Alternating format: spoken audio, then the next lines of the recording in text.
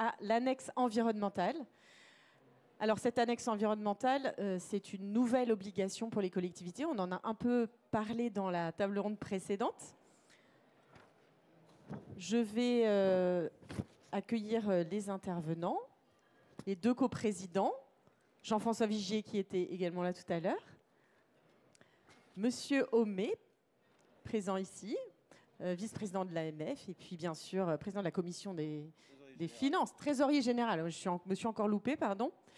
Et puis Madame Baratin de la DGFiP, qui est accompagnée également. Voilà. Alors, nous avons aussi le CGDD, Commissariat général au développement durable.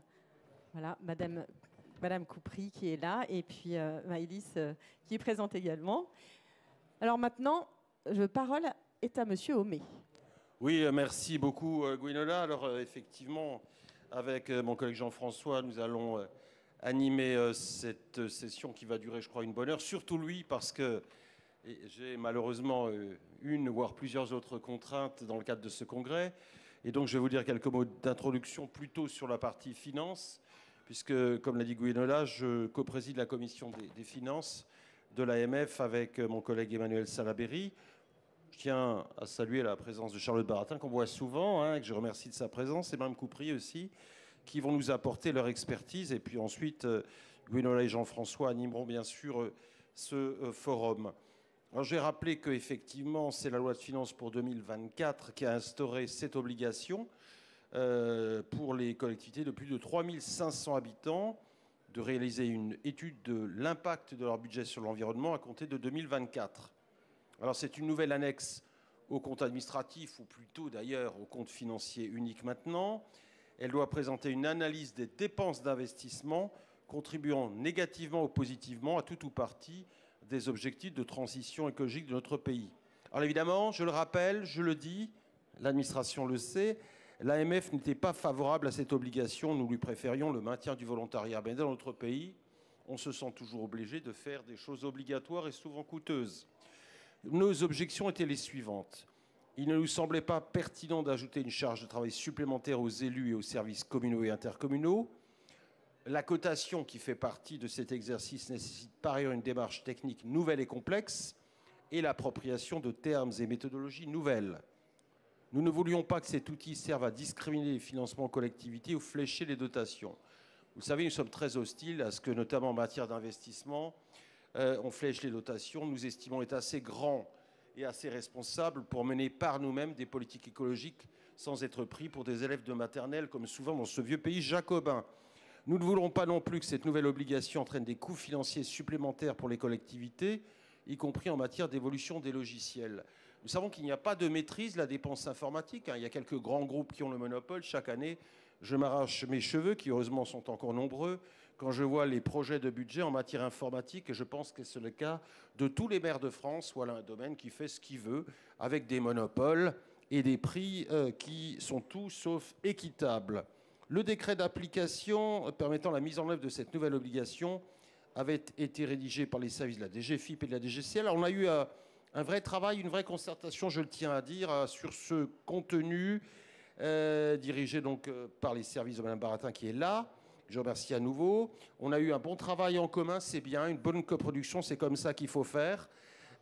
Puisque, après tout, nous mettons en œuvre, donc autant que le producteur devienne un coproducteur avec celui qui met en œuvre. Et donc, dans le décret, il y a eu en particulier la progressivité dans la mise en œuvre jusqu'en 2027, montée en charge, c'est intelligent, l'absence d'une méthode de cotation imposée par l'État, mais la proposition de méthodologie de référence afin d'accompagner les collectivités que le souhaitent. Ça aussi, je trouve que c'est une bonne méthode. Je pense souvent à Alain Lambert, j'ai souvent été avec lui au CNEN, il disait que trop souvent, on doit préférer des guides d'action, des documents indicatifs, des doctrines souples, plutôt que de mettre toujours du lourd, du réglementaire, voilà. Donc je trouve que si effectivement nous avions des objections au principe, ce qui est proposé est dans sa mise en œuvre conforme à nos souhaits, et je tenais à le dire. Voilà. Je vais maintenant laisser la parole à mon ami Jean-François Vigier, avec lequel je travaille régulièrement sur ce sujet. Et je vous souhaite un très bon débat, en remerciant encore une fois nos invités. Mais je sais que ce sujet reviendra assez régulièrement à la commission que tu co-présides à l'AMF et à la commission des finances que je co-préside aussi. Voilà, bon débat à tous et merci de votre attention. Merci beaucoup Antoine de cette introduction et d'avoir rappelé les conditions dans lesquelles cette loi avait été mise en œuvre dans ses conséquences. C'est vrai que quand on s'est dit en tant que maire, finalement on va officialiser la mise en lumière de nos dépenses vertes et par voie de conséquence de nos dépenses grises, comme je le disais dans la précédente table ronde, j'ai eu un peu l'impression qu'on braquait un projecteur sur nos documents budgétaires et que, de façon tout à fait transparente, on montrait clairement ce qu'était un peu la traduction des choix politiques de la commune, d'une commune, de mettre en avant ses dépenses vertes et les dépenses qui ne sont pas vertes. Et c'est vrai que pour avoir participé à plusieurs réunions lors du travail qui a été réalisé avec les services de l'État sur la rédaction des décrets d'application, on s'est tout de suite trouvé confronté à des discussions assez précises sur notamment quelle liberté, quelle marge d'action serait laissée aux communes pour finalement ne pas être trop enfermé dans un carcan qui donnerait finalement assez peu de marge de manœuvre et qui peut-être un jour, parce qu'on connaît la propension de l'État à inventer des nouveaux jeux, pourrait peut-être conditionner l'octroi de financement à des objectifs à atteindre sur la partie verte de nos documents budgétaires. Bon. Mais c'est vrai qu'il y a eu vraiment un travail collaboratif et que je tiens à souligner et qui a permis d'aboutir sur les premiers règlements, en tout cas pour ces budgets verts. Alors, ce n'est pas si évident que ça à mettre en place. Avec nos services, on a quand même pas mal travaillé pour traduire dans les actes l'application de la loi. Mais en tout cas, on progresse, mais il y a beaucoup de questions qui se posent. Il y a beaucoup d'interrogations encore. Et donc, nous sommes très heureux d'accueillir Charlotte Baratin et Isabelle Couprier aujourd'hui, voilà, qui vont nous expliquer, nous préciser aujourd'hui où on en est sur cette loi et sur son application. Et puis, bien entendu, après, nous aurons tout loisir. Vous pourrez échanger et poser des questions concernant les différentes interrogations que vous pouvez vous poser. Mesdames, c'est à vous. Oui, merci beaucoup.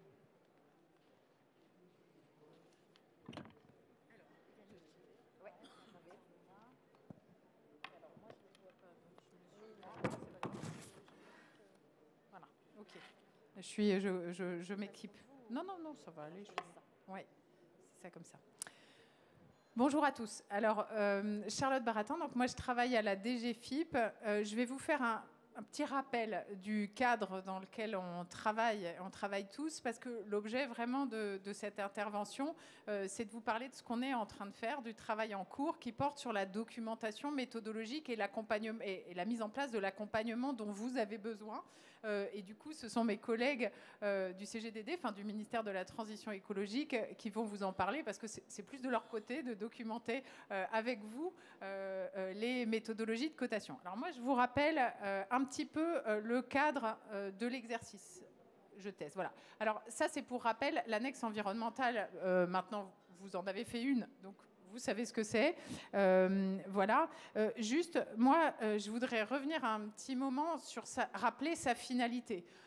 Nous, notre objectif, c'était d'avoir un instrument commun de mesure de l'impact de l'investissement national sur les grands objectifs de transition écologique. ce sont les collectivités qui portent l'essentiel de l'investissement national. Et du coup, bien sûr, faire sans elles, c'était quand même avoir une vision très, très tronquée de l'impact environnemental de l'investissement français. Du coup, voilà, notre objectif, c'était d'avoir un instrument collectif à l'échelle nationale pour être capable de rendre compte, d'avoir une vision nationale sur le sujet. Nous, en réalité, notre objectif, c'est pas de vous comparer, c'est pas de porter la moindre évaluation sur une collectivité particulière. Vous en ferez votre outil, vous vous l'approprierez à des fins de votre politique si vous le souhaitez. Mais nous, on va agréger vos données pour faire des jolis camemberts nationaux et pour avoir une vision nationale de l'impact de nos investissements sur l'eau, sur la préservation de la biodiversité, sur le climat, etc. Donc ça, peut-être... déjà pour clarifier l'objet. Alors, du point de vue du cadre réglementaire et législatif et réglementaire dont vous connaissez, on a un pacte vert qui nous a tous mobilisés un petit peu, on espère qu'il se maintient ce pacte vert, mais qui nous a tous mobilisés sur les enjeux de transition écologique. On a cet article 191 de la loi de finances pour 2024 qui effectivement fait obligation à toutes les collectivités qui respectent le référentiel, enfin qui tiennent leur compte dans le référentiel M57, de produire cette annexe au compte administratif qui cote les dépenses d'investissement au regard des 6 grands axes de la taxonomie européenne. Et il y a un décret d'application qui est paru le 16 juillet 2024 et qui orchestre la mise en œuvre de cette obligation. Alors, juste cette nouvelle annexe, alors, pour rappel, donc c'est une annexe au compte financier unique. Donc, c'est-à-dire, elle cote les dépenses réalisées et pas vos prévisions budgétaires. À vous, bien sûr, de vous le réapproprier en prévision si vous le souhaitez, de l'utiliser comme outil pour élaborer vos politiques environnementales. Mais nous, ce qui nous intéresse, c'est l'impact du réalisé en investissement. Donc, comme je vous ai dit, ça concerne toutes les entités publiques locales de plus de 3500 habitants qui appliquent le référentiel M57, y compris leur budget annexe en M4, à ce point ayant été l'objet de discussions et de demandes spécifiques avec les élus et les collectivités et les associations d'élus en présence, de manière à ce que vous puissiez rendre compte de façon cohérente et globale de vos investissements. Voilà.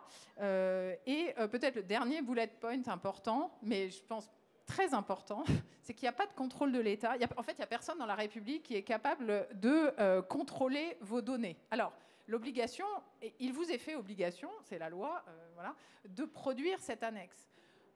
Vous êtes invité chaleureusement à l'utiliser comme un outil, en faire un outil collectivement utile. En vrai, la cotation que vous portez, elle est faite sous votre responsabilité, sous la responsabilité des ordonnateurs. Elle est faite sous contrôle démocratique, comme on disait, comme on a dit beaucoup au moment de la négociation du décret. C'est-à-dire, vous aurez en rendre compte, bien sûr, dans vos assemblées délibérantes. Et puis, nous, on publiera les données sous différentes formes. Mais quelque part, nous, on n'est pas là pour challenger vos cotations et a fortiori pas pour les contrôler. Alors, je vous ai rappelé les 6 axes de la taxonomie européenne. Voilà, ceux qui vous sont le plus familiers, c'est le premier parce que vous avez le galop d'essai de cette année portait sur cet unique axe. Vous savez que cette année, l'obligation était sur un petit périmètre puisque la plupart d'entre vous ont trié dans l'exercice. Et du coup, il y a effectivement une marche à monter, comme ça a été dit tout à l'heure, une marche méthodologique. Enfin, il faut entrer dans l'exercice, dans la logique. Et il y a un coût d'entrée indubitable dans la logique de l'exercice. Donc l'obligation cette année ne portait que sur une vingtaine de comptes, exclusivement en M57 et seulement sur un axe. Et il avait été décidé collectivement pendant les négociations sur le décret effectivement, la méthodologie de référence, il n'y avait pas une méthodologie réglementaire, mais la méthodologie de référence à votre choix était celle que vous aviez produite avec I4CE sur cet axe. Donc le guide méthodologique que vous souhaitiez utiliser était celui-ci, et c'est celui du coup qui a été l'objet de recommandations. Si vous allez sur collectivité.gouv.fr où nous rassemblons tous les outils méthodologiques, c'est celui-ci que vous trouverez en référence, et ça ne changera pas. Sauf si au cours des échanges, nous décidons collectivement. Quand je dis nous, je parle d'une enceinte dans laquelle nous avons négocié le décret et nous continuons à travailler, où se trouvent des collectivités, de nombreuses collectivités volontaires, l'ensemble des associations, des représentants de l'ensemble des associations d'élus, et puis les administrations concernées pour travailler avec vous. Alors, si j'arrive à faire avancer, ouais, voilà. Alors. Ce qui a été décidé au moment du décret, c'est un calendrier qui nous a paru réaliste d'appropriation de l'exercice et donc de déploiement progressif. Alors, donc, la première année, comme je vous l'ai dit, mais comme vous le savez puisque vous l'avez fait, et c'était un galop d'essai. Donc, une vingtaine de comptes, un axe, voilà. L'exercice prend forme de façon un petit peu décisive cette année, enfin sur les comptes de cette année que vous produirez l'an prochain, puisque là vous coterez l'ensemble de vos dépenses d'investissement sur deux axes. Donc un axe que vous connaissez, dont vous êtes déjà familier puisque vous l'avez utilisé l'année dernière, et un nouvel axe qui est préservation de la biodiversité, pour lequel, dans la même formation que celle dont je vous parlais, et puis on vous en reparle dans une minute, nous avons élaboré un guide méthodologique de la même façon, enfin, en nous calant sur le modèle de celui qui avait été produit par I4CE, autant que possible, en essayant d'en faire un outil qui répond le plus possible à vos enjeux, à vos préoccupations, et puis qui soit à la bonne granularité, c'est-à-dire celle de vos dépenses. On est en train de développer le plus d'outils d'accompagnement possible, du partage des bonnes pratiques, outils de cotation. On essaye de partager les outils que certains d'entre vous ont développés pour leur propre usage, mais qui sont prêts à mettre à disposition de tout le monde, arbres de cotation divers, etc. Mais voilà. Alors, le décret, comme vous l'avez vu, donc je vous ai remis exercice 2024, donc vous voyez, c'est ce que je vous disais, une petite, un peu moins d'une vingtaine de comptes. Exercice 2025, donc là, on entre vraiment dans le dur de l'exercice, c'est-à-dire vous allez produire une annexe. Et ensuite, comme il y avait une marche, il y a une pause, c'est-à-dire l'année d'après, c'est le même périmètre, il accélère, il n'augmente pas. Et en fait, on a mis la cible de production de l'annexe, c'est-à-dire la cotation sur les 6 axes, en 2028 sur les comptes 2027. Donc vous faites voilà, sur la cotation sur l'exercice 2027. Alors, cette date, elle est inscrite dans le décret sous toute réserve. C'est-à-dire qu'il est précisé explicitement dans le décret, c'est un point qui avait été âprement négocié par vos associations d'élus, vous pouvez les... voilà, donc voilà. C'est sous réserve. D'abord, sous la réserve évidente de disponibilité des méthodologies de cotation. Puisque nous les élaborons, vous avez compris, avec vous en temps réel. Si elles ne sont pas prêtes, ça ne sera pas possible pour vous de coter. Donc, alors, on va vous expliquer dans une minute que nous comptons bien qu'elles soient prêtes. Mais du coup, c'est notre défi de l'année, notre gros travail de l'année, c'est de les produire avec vous et surtout de vous les faire tester au maximum d'entre vous pour être sûr qu'elles sont bien adaptées. Donc ça, c'est le travail de cette année. Voilà. Et puis, par ailleurs, nous devons, et c'est pareil, inscrit dans la loi pour le coup, nous devons au Parlement, pour octobre 2026, un rapport d'évaluation de l'exercice. Et donc, nous ferons un bilan des 2 premières années de production, des difficultés que vous avez rencontrées, des impasses, le cas échéant, que vous avez rencontrées. Et c'est dans ce rapport qu'on rendra compte, d'une part, qu'on constatera ou pas, mais enfin, je compte bien qu'on le constate, la disponibilité des méthodologies, et puis est-ce qu'on remettra, qu'on confirmera l'échéance parce qu'on la jugera réaliste ou pas. Voilà, donc ces échéances, donc, comme je vous disais, une cible sous toute réserve. Alors, j'ai du mal à faire avancer le... Voilà. J'ai sauté une page ou pas? Attendez. Non, c'est bon. On est bon. Alors, donc je viens de vous parler longuement des méthodologies et des outils. C'est en cours. Et puis surtout, mes collègues vous le détaillent dans une minute. Juste, que faisons-nous des données? Puisque je sais que c'est un point sensible pour tout le monde. Alors, chaque année, c'est l'engagement que nous avons pris au moment du décret. Ces données, donc nous les récupérons avec vos comptes, nous les extrayons. Alors d'abord, nous allons les mettre en open data telles qu'elles sont produites, et puis nous allons faire un joli outil de data visualisation sous format.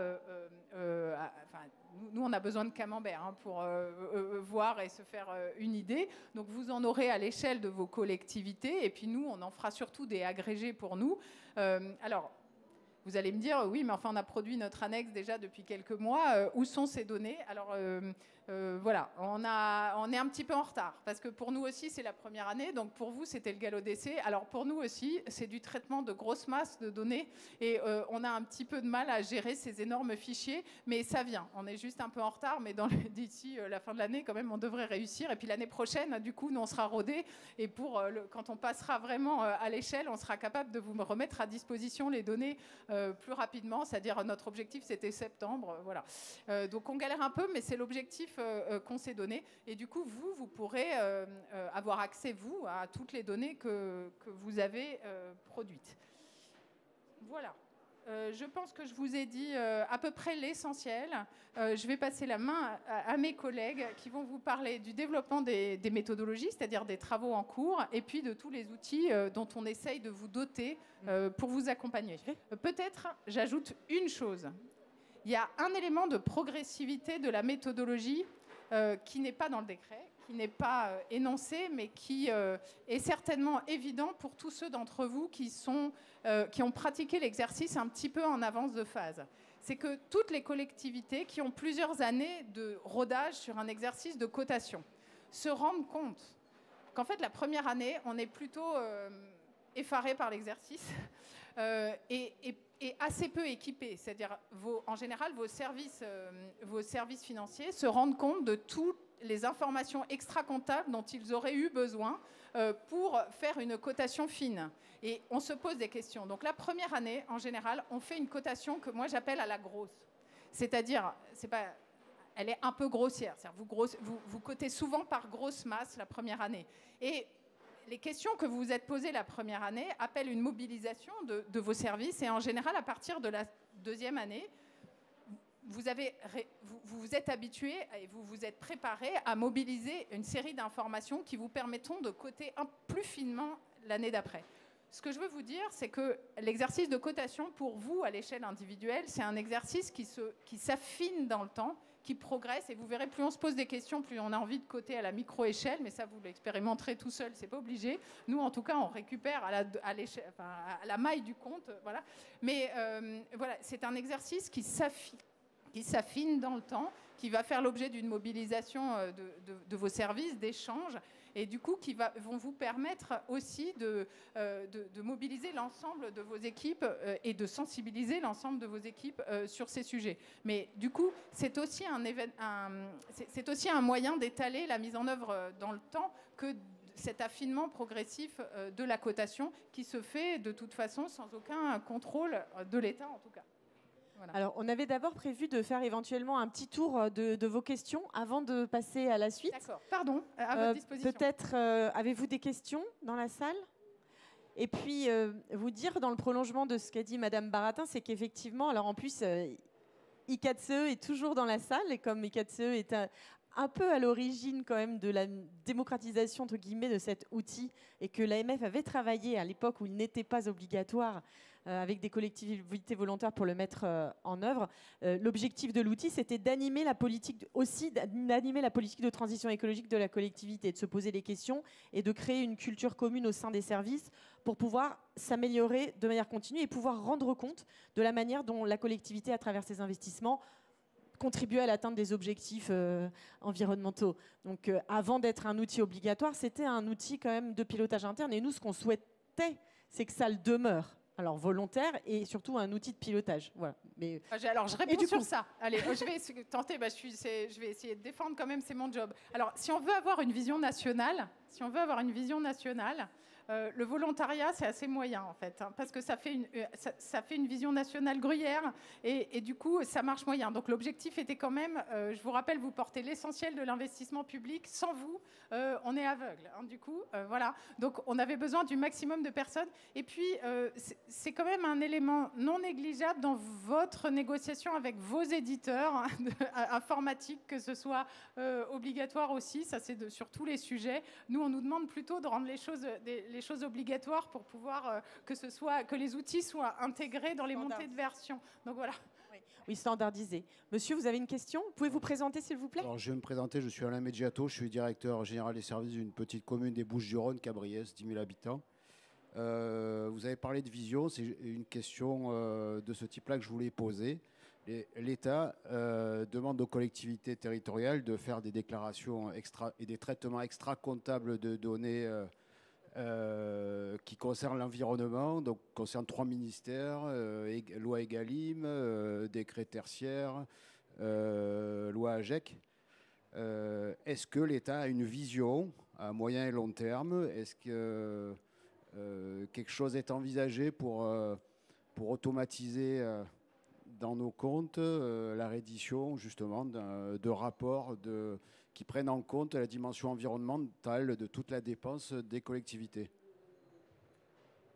Alors, je ne suis pas sûre d'avoir compris toute la question, mais peut-être un début de réponse quand même. Alors, voilà, l'automatisation des comptes, je vous le laisse. Par contre, sur le reste, justement, vous allez avoir des réponses avec ce qu'on va vous présenter après, le guide d'application, en fait, qui fait référence à ces objectifs-là et qui permet de voir si on coche ou pas les cases et de rappeler les objectifs en calant un cadre. C'est-à-dire en disant, voilà, telle dépense, nous, on pense qu'elle est favorable pour tel et tel type de raison. Donc, se poser les questions, pouvoir définir si oui ou non une dépense est favorable, en se basant évidemment sur ces objectifs nationaux quand ils existent. Donc, ça permet aussi de construire une politique si on le prend dans l'autre sens. Mais oui, vous avez raison. Alors, juste avant, il y avait une table ronde sur la transition écologique et beaucoup de vos collègues, des élus ont dit il y a beaucoup de demandes, tout n'est pas calé, tout n'est pas coordonné et ça nous empêche parfois de faire au détriment de cocher toutes les cases des études, etc. Je ne sais pas si ça répond un peu à votre question, mais on n'a pas peut-être... sur la question de l'automatisation. Automatiser dans les comptes, ça c'est un rêve qu'on avait eu tout au début. Quand on a commencé à réfléchir sur la mise en œuvre, on s'est dit on pourrait automatiser la cotation. Et puis alors après, on s'est rendu compte qu'en fait, nous, ce qu'on sait de vos dépenses, c'est les données de compte. Alors, je ne sais pas si vous jetez un œil sur vos comptes. Alors en fait, ça rend moyennement compte du contenu de vos dépenses en nature, c'est-à-dire de ce que vous mettez derrière comme projet.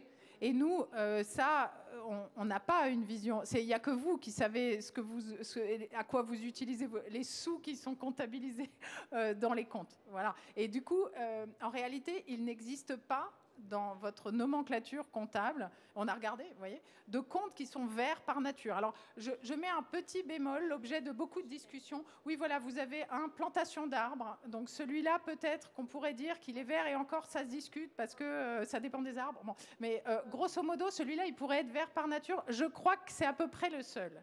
Les autres, c'est des comptes qui cachent des dépenses que vous êtes les seuls à connaître, et donc les seuls à pouvoir coter. Et par exemple, si vous achetez un véhicule électrique, que vous l'achetez en remplacement d'un véhicule thermique, dépense verte. Automatiquement, vous le savez, vous l'aurez coté une fois, l'année d'après, si vous rachetez ça, vous savez que c'est une dépense verte. Donc vous pouvez automatiser par rapport à vos propres typologies de dépenses, mais avec votre outil à vous, d'une année sur l'autre. C'est ce qui est un peu compliqué les premières années, c'est sûr.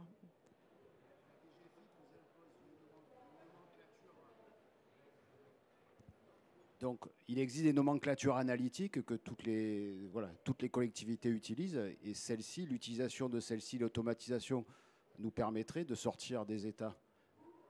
Il suffirait de modifier ces nomenclatures analytiques pour permettre... Alors, vous me parlez de la nomenclature fonctionnelle.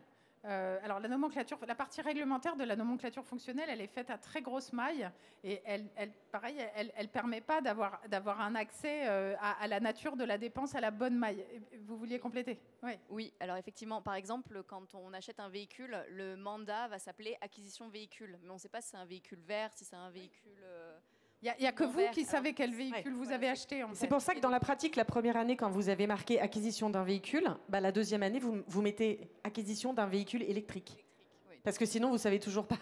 Et ça, c'est votre propre typologie. Ça ne répond pas forcément exactement. Non, mais alors, on pourrait faire à l'envers. On pourrait faire une nomenclature avec dépenses vertes et dépenses non vertes, et vous coteriez... Enfin, mais de toute façon, ça ne vous dispenserait pas d'une analyse intellectuelle de ce que c'est que votre dépense et de comment vous la cotez. Et c'est la raison pour laquelle, par exemple, on ne peut pas contrôler, nous. Oui.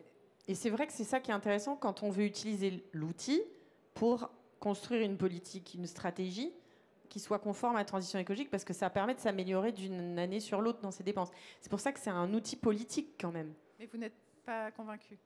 Non, je ne suis pas convaincu parce qu'en pratique, là, on est au bout de la phase, donc on fait un traitement extra-comptable.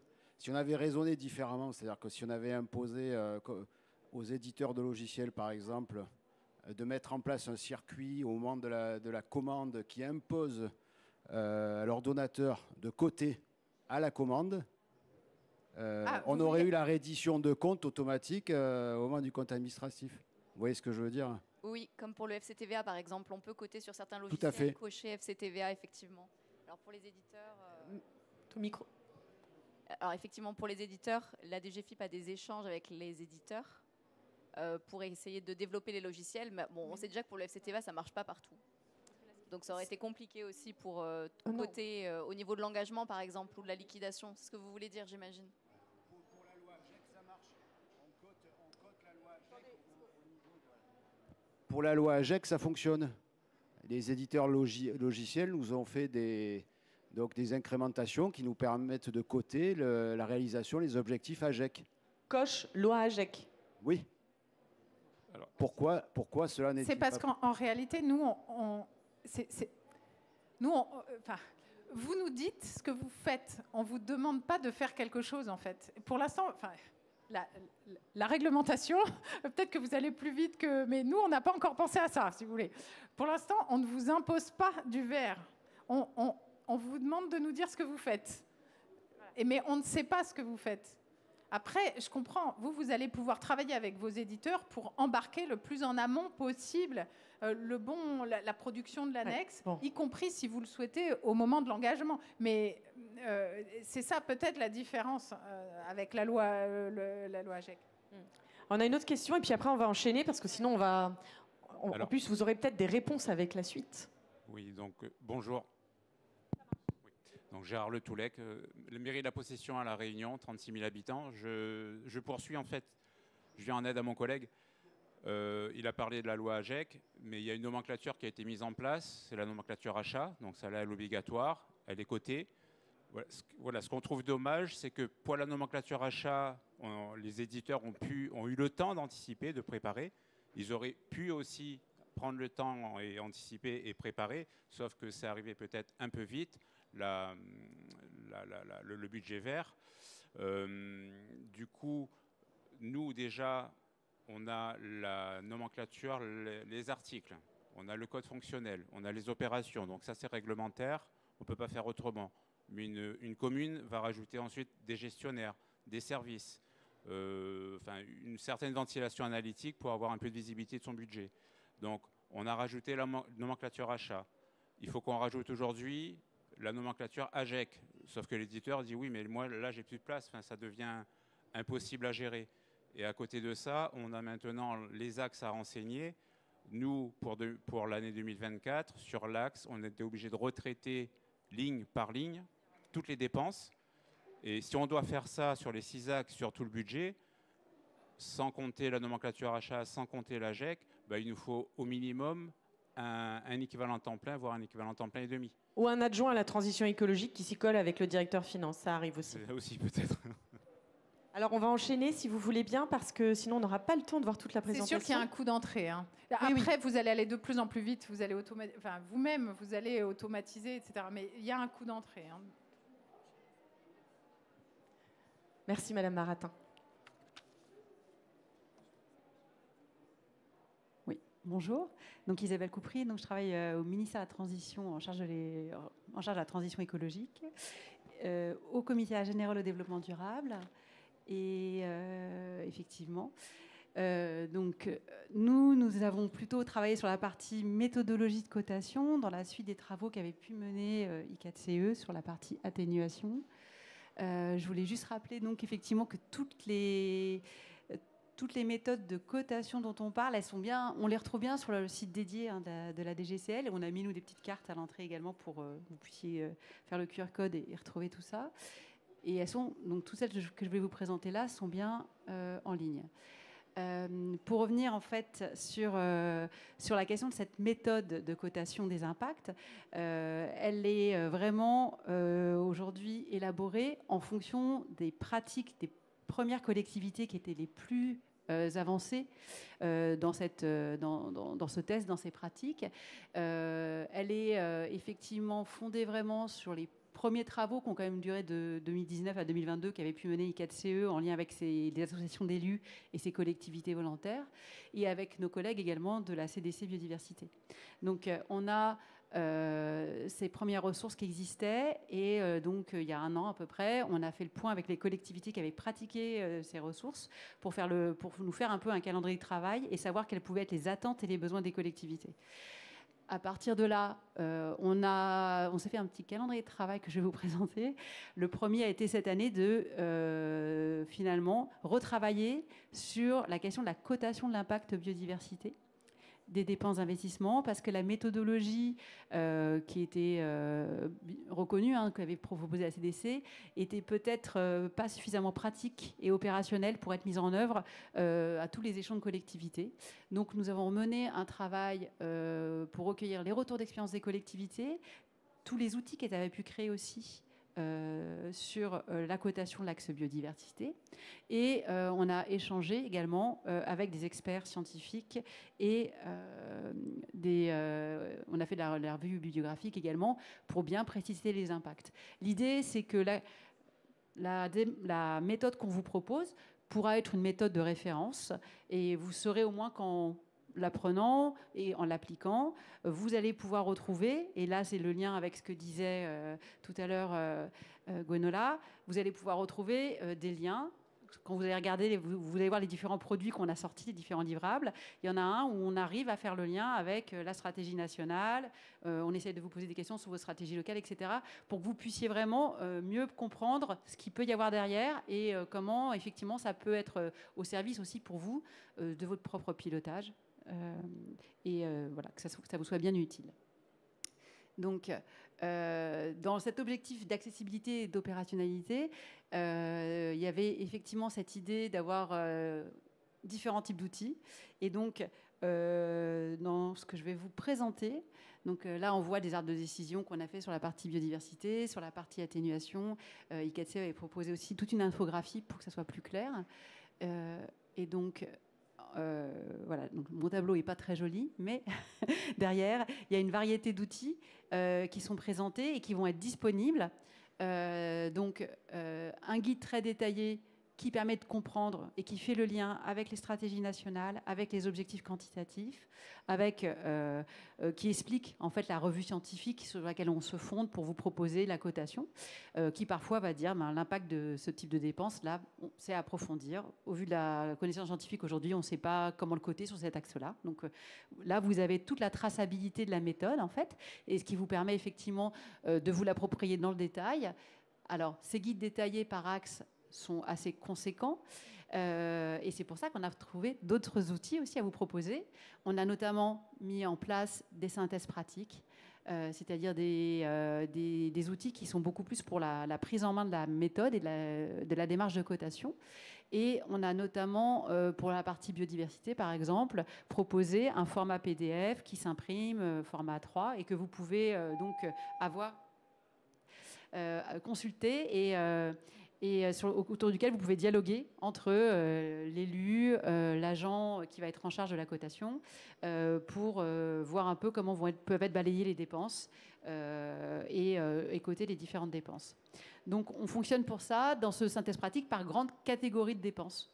Voilà. Et là-dessus, on a repris des catégories qui rentrent en écho aux grandes politiques environnementales. On retrouve en fait les grands secteurs de la stratégie nationale bas carbone, en fait, qui avaient déjà pris pour l'axe atténuation et qu'on a pu nous compléter par des types de dépenses importantes pour l'instant, la stratégie nationale biodiversité. Enfin, on a donc cette synthèse pratique finalement en format papier. Elle permet de voir le dialogue, de s'approprier les différents critères de cotation. Et à côté de ça, pour effectivement faciliter le traitement des dépenses et l'analyse de l'impact, les collectivités avaient, elles, chacune mis en place des tableurs. Donc nous, on a plutôt repris le tableur Excel qui était issu de l'ensemble de l'expérimentation, de l'accompagnement qu'avait fait ICATC auprès des collectivités sur la question de la budgétisation climat. Mais on s'aperçoit qu'il y a pas mal d'autres outils en fait qui existent et elles vont plus ou moins utiliser des outils. Donc là, on est bien en tout cas dans un partage de pratiques. Donc à ce stade, nous, on a donc consolidé pour l'instant avec l'ensemble du groupe de travail ou des collectivités assez engagées, donc de différentes tailles quand même. Alors, on n'a pas beaucoup de petites collectivités, donc s'il y en a parmi vous qui veulent participer, n'hésitez pas. On a effectivement ce tableur qui vise à faciliter l'analyse au vu d'une extraction de vos données comptables sous format Excel et qui vise à faciliter l'analyse. Mais comme le rappelait Charlotte Barotin, il n'y a pas d'automatisation possible à ce stade, on est bien. Par contre, le fait de le prendre en main comme ça sous format Excel, ça permet effectivement par contre de mieux préparer l'exercice suivant et effectivement le coût d'entrée pour la première marche est un peu fort, mais après, les retours d'expérience, c'est que finalement, ça peut être assez rapide les années suivantes. Enfin, pour l'appropriation des critères de cotation par les équipes qui vont être en charge de cette cotation, et notamment vos services financiers, on a donc ces arbres de décision, et donc effectivement qui nous ont été partagés par des collectivités qui s'en sont servies pour former leurs agents, en fait. Donc, notamment le département de l'Hérault qui avait organisé ce genre de formation. Et donc, effectivement, là, on vise à avoir des arbres de décision très simples. Donc, je vais peut-être revenir avant sur la forme que ça peut prendre, si j'y arrive, voilà. Et on est vraiment sur des questions très simples qui permettent de comprendre le critère. Donc, je prends sur biodiversité, voilà. On est sur des 3-4 questions. C'est du multicritère. On pose 3-4 questions et derrière, on a déjà une première idée sur comment coter la dépense. Le calendrier de travail dont vous parlez, Charlotte, c'est qu'effectivement, on a en cours le même groupe de travail qui est évoqué tout à l'heure, donc les associations nationales d'élus, des collectivités, et on est en train de travailler sur les 4 autres axes, donc à l'heure actuelle, eau, gestion quantitative de l'eau, économie circulaire, prévention des pollutions et adaptation au changement climatique. J'ajoute que si vous êtes volontaire pour participer à ce travail, vous êtes les bienvenus parce que le but, c'est que ça vous parle et que du coup, on parte de dépenses existantes et pas de dépenses fictives. Et on a besoin d'un maximum d'exemples pour pouvoir construire des arbres qui sont clairs et qui vous parlent. Donc, si vous êtes les bienvenus et que vous avez un petit peu de temps à tuer, à mon avis, pas beaucoup. Oui ? La possession, on vous accepte en visio, pas de problème. Et ça tombe bien parce qu'on n'a pas vraiment beaucoup d'outre-mer. Et vraiment, vous êtes les bienvenus. Et faites-le nous savoir à la fin de la séquence, s'il vous plaît. On prendra vos numéros. Merci. Et voilà. Et il y a non seulement effectivement avoir des dépenses qui vous parlent dans les exemples, etc., mais il y a aussi des outils qui vous semblent adaptés. Parce qu'en fait, on en rediscutait récemment avec des collectivités de différents niveaux, on s'aperçoit qu'elles n'expriment pas toutes le même besoin, en fait. Notamment la question du traitement Excel, etc. Il y a peut-être des facilitations voilà, des méthodes qui peuvent être plus simples pour les unes ou les autres. Donc voilà, moi j'ai terminé là-dessus. Avez-vous des questions ? J'ajouterais juste qu'effectivement, il y a une diversité d'outils, parce qu'à l'AMF, on a souhaité qu'il y ait des outils accessibles pour toutes les tailles de collectivités et le plus illustrés possible. Et c'est aussi pour ça qu'on a besoin de collectivités qui donneraient des exemples très concrets de dépenses qui sont peut-être difficiles à coter. Et c'est tout l'intérêt en fait de toutes ces méthodologies. Vous pouvez faire une recherche par mots-clés avec des exemples très concrets, plantation d'arbres, acquisition d'un véhicule et autres. Le but en fait c'est que ce soit illustré le plus possible, le plus simple. Et en fonction de la méthodologie qui est très complète ou des synthèses, on espère qu'en tout cas vous pourrez vous y retrouver tous en termes d'exemples. On n'a pas une hotline à l'AMF, mais si vous voulez nous demander, comme nous on a le nez dedans, on peut vous aider si un jour vous ne savez pas comment qualifier une de vos dépenses, on est à votre disposition. Des questions ? C'est facile, hein. Vous êtes tous convaincus que c'est facile. Voilà, dans tous les cas, on a essayé de mettre en ligne le plus possible aussi sur le site de l'AMF les ressources qui sont mises à disposition. Donc vous pourrez les retrouver soit sur le site du ministère, soit sur le nôtre. Et on essaiera de diffuser au fur et à mesure tous les guides qui sont mis à disposition. Alors, Monsieur le Président, on a une question. Oui, je suis un peu déçu. Alors, je suis maire d'une commune de 700 habitants et DGS d'une commune de 7000, mais dans le Puy-de-Dôme, en Auvergne. Et je m'interrogeais en venant à cet atelier sur l'objectivité ou la subjectivité de la cotation. Je repartirai avec la même question. Alors, autant il y a des domaines d'investissement où on peut mesurer les choses. Quand on travaille sur des économies d'énergie sur des bâtiments avec la DUM, on a le profil énergétique. Donc ça, c'est assez facile à comprendre et à faire partager. Autant il y a d'autres investissements où je pense qu'on n'est pas soi-même objectif quand on va évaluer la chose. Alors, je vais prendre un exemple. Dans la commune où je suis DGS, on a fait le plus gros investissement de l'année. Là, c'est une voie à mobilité douce. Donc, super. À côté de ça, on l'a revêt avec de l'enrobé parce que c'est mieux pour rouler avec des roulettes. Et donc, on a eu la commune voisine, puis des riverains, puis le conseil de l'environnement qui, finalement, sont venus contester un petit peu l'investissement sur le fait qu'on avait mis de l'enrobé, qu'il aurait mieux valu mettre du sable. À côté, on a Vélocité qui nous dit finalement l'enrobé, c'est peut-être pas plus mal parce que le sable, ça peut ruisseler et être soumis à l'érosion. Donc, du coup, je vais repartir avec la même difficulté que ce qui m'a amené dans cette salle. Et on n'est pas très nombreux. Mais, alors, la difficulté, vous avez raison. Il y a un côté objectif ou subjectif de mais ce qui est très la compliqué. Cotation. Ce qu'il y a, c'est que en fonction de l'axe... Merci pour les applaudissements. Ah non, c'est dans la salle de côté. En fonction de l'axe que vous regardez, la réponse n'est pas forcément la même.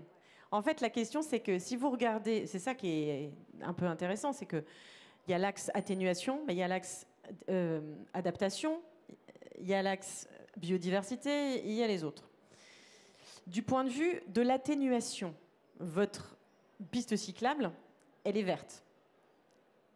Du point de vue de l'adaptation, en principe, si vous bitumez pas un espace naturel, par exemple, si vous remplacez, vous refaites une voie et vous faites une piste cyclable, vous faites, dans le meilleur des cas, un investissement complètement vert si c'est totalement une piste cyclable.